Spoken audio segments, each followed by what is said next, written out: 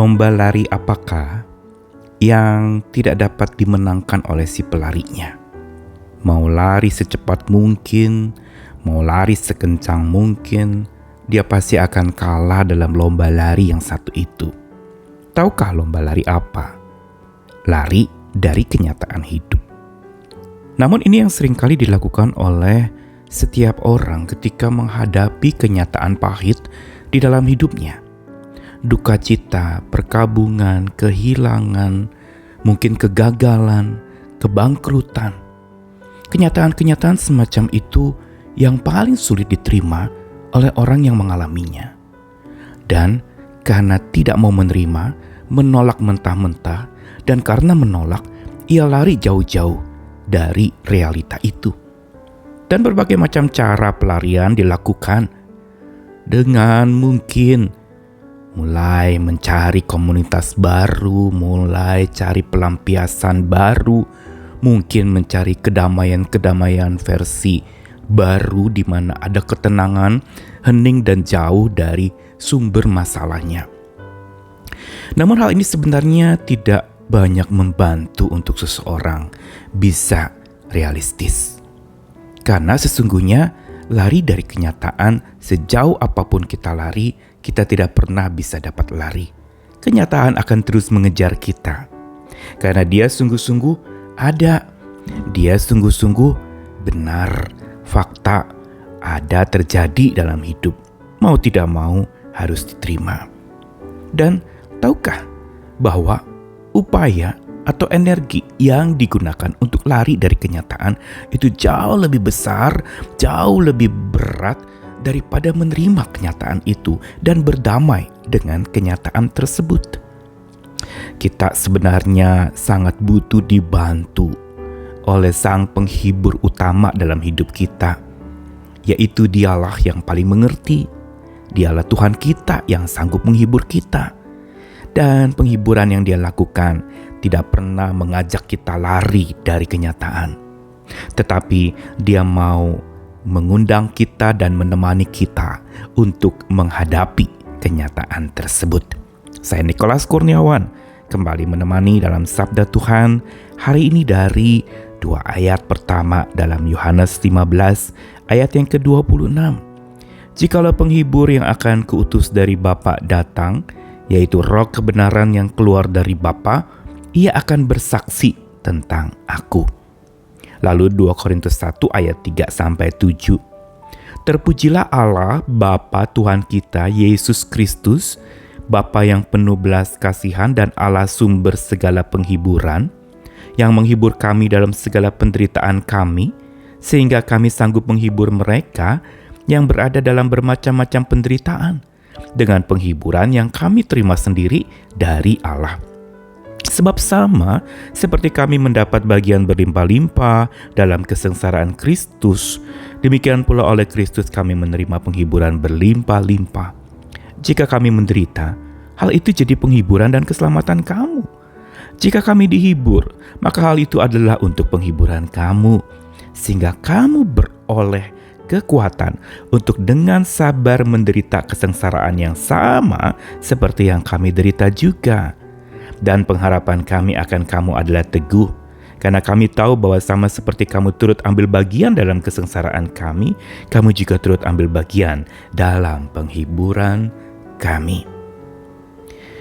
Belum lama ini, umat Kristiani merayakan hari Pentakosta, hari turunnya Roh Kudus yang disebut sebagai Roh Penghibur, Parakletos, yang sebenarnya punya makna lebih dalam, bukan sekedar menghibur dengan kata-kata, tapi menghibur dengan kehadirannya, Parakletos, atau dari kata parakaleo, yang berarti dia selalu ada di sisi, dia selalu menemani. Ini penghiburan yang jelas berbeda dengan penghiburan yang dunia berikan. Dunia biasanya menghibur dengan mungkin puji-pujian, lagu-lagu. Mungkin juga orang mau menghibur dirinya dengan mencari berbagai macam sukacita yang mereka pikir bisa tetap dan mengubahkan perasaan mereka. Mungkin mereka cari hiburan-hiburan di luar yang bisa menyenangkan indera mereka, dengar suara-suara yang menghibur, dengar dan membaca kata-kata yang menghibur, atau mungkin mengatakan ucapan-ucapan penghiburan. Namun sesungguhnya itu tidak cukup. Dan sekali lagi, kecenderungan kita sebagai manusia adalah justru mencari penghiburan dengan cara kita sendiri.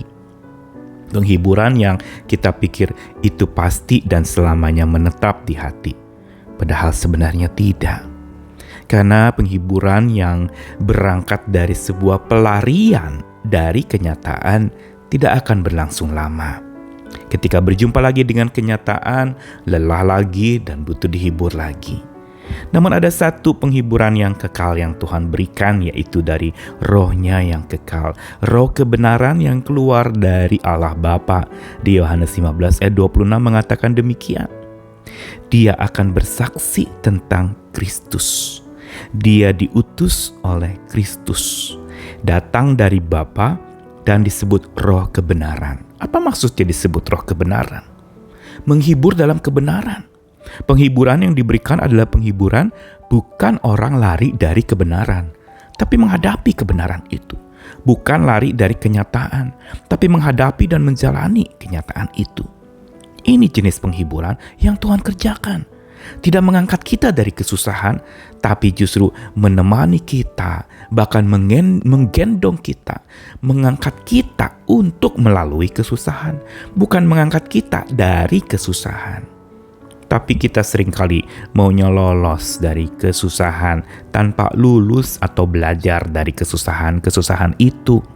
Dari kebangkrutan, dari kegagalan, kita tidak belajar. Kita hanya sekedar berujar, saya gagal, saya batal, saya bangkrut, saya rugi, saya berkabung, dan seterusnya dan sebagainya. Namun surat Paulus kepada jemaat di Korintus lebih menegaskan lagi tentang karakteristik penghiburan yang Tuhan kerjakan buat manusia, yaitu penghiburan yang sifatnya liquid.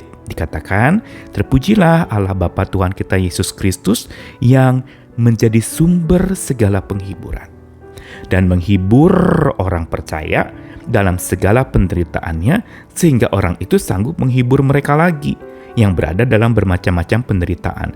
Perhatikan, penghiburan digambarkan sebagai sesuatu yang liquid, yang mengalir. Bukan berhenti sampai lalu kita menikmati penghiburan itu, tapi kita bagikan kepada orang lain.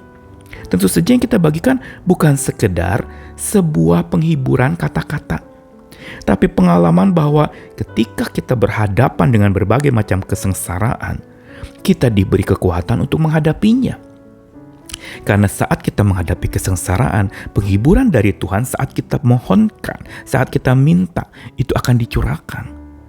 Dan ini menjadi sebuah kekuatan, yaitu kalau kita dihibur, itu bukan untuk kita kabur dari kenyataan, tapi untuk justru menghadapi kenyataan itu, bukan mengubur kenyataan itu, tetapi sungguh bersungkur kepada Tuhan, minta Dia menemani kita menghadapi dan menjalani kenyataan, sehingga kenyataan yang sepahit apapun juga, itu justru bisa mendewasakan iman kita, menumbuhkan pengharapan kita lagi, dan memperluas cinta kasih kita, iman, harap, dan kasih.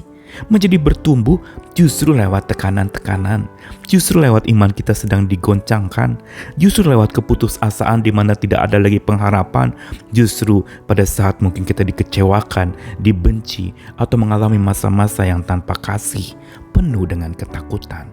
Disitulah sebenarnya karya penghiburan Tuhan mau dinyatakan buat kita. Pesan sabda Tuhan hari ini mengingatkan bahwa Sang Penghibur yang benar, yaitu Roh Penghibur itu, tidak pernah membuat kita lari dari kenyataan atau realita adanya susah dan duka cita. Tetapi Roh Penghibur itu menghibur kita dengan benar agar kita berani hadapi dan jalani bersama dengan Tuhan. Karenanya saat kita hadapi berbagai macam kesusahan, datanglah kepada Dia dan mohonkan kekuatan untuk kita bisa melalui menjalani kesusahan itu bersama dengan kekuatan Tuhan. Selamat berjalan menghadapi segala sesuatu bersama dengan Tuhan. Amin.